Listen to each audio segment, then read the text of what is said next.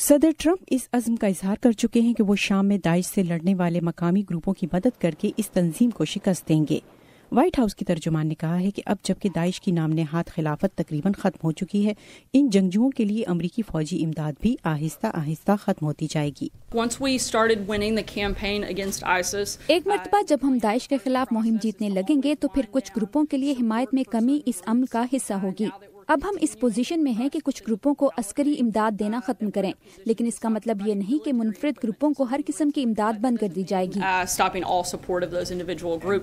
White house نے اس کی تصدیق نہیں کی کہ اس معاملے میں ترک صدر سے کس قسم کے وعدے کیے گئے ہیں، لیکن ملک کے وزیر اعظم بن علی یلدرم نے پیر کے روز صدر ٹرمپ کے اس فیصلے کا خیر مقدم کیا ہے۔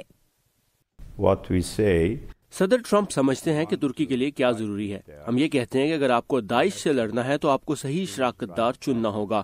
آپ ایک دہشت گرد گروپ سے لڑنے کے لیے ایک دوسری دہشت گرد تنظیم کا استعمال نہیں کر سکتے۔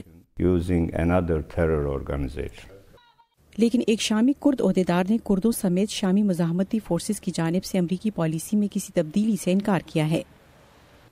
ہم سمجھتے ہیں کہ ترکی کا بیان غلط ہے، جھوٹ پر مبنی ہے۔ سیرین ڈیموکریٹک فورسز کے ساتھ رابطوں میں امریکی پالیسی میں کوئی تبدیلی نہیں آئی، اور امریکہ کے خود مختار کرد انتظامیہ شمالی شام میں وفاقی رہنماؤں اور سیرین ڈیموکریٹک کونسل کے ساتھ سیاسی تعلقات اور تعاون میں بھی تبدیلی نہیں آئی۔ لیکن شام میں آباد عام کرد امریکہ کی حمایت کو شک کی نگاہ سے دیکھ رہے ہیں۔ مجھے یقین ہے کہ ایک مرتبہ یہاں امریکیوں کے مفادات نہیں رہیں گے تو وہ تمام حمایت بھی بند کر دیں گے جو کہ YPG کو دی جا رہی ہے، اور ان تمام مظلوم لوگوں کو چھوڑ جائیں گے جو یہاں آمریت میں رہ رہے ہیں۔ شمالی شام میں امریکہ کی یہی پالیسی ہے۔ ٹرمپ انتظامیہ نے یہ واضح نہیں کیا کہ اب جبکہ داعش کے ساتھ لڑائی تقریباً ختم ہونے والی ہے، اس نے شامی کردوں کے ساتھ امریکہ کے تعلقات کے مستقبل پر تبادلہ خیال کیا ہے یا نہیں۔